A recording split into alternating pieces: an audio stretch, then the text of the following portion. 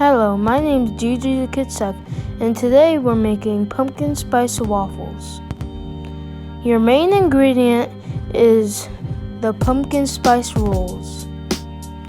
You're gonna have your waffle maker ready and warm, and we buy them from our local Publix. Then the first thing you wanna do is mix your cream. When those ripples get really thick, that means it's almost done. See? Don't you see it gets closer to it and thicker? And mine's already done. Then you want to separate your pumpkin spice rolls. Have your waffle maker heated. Put them in the middle facing upwards and push it down.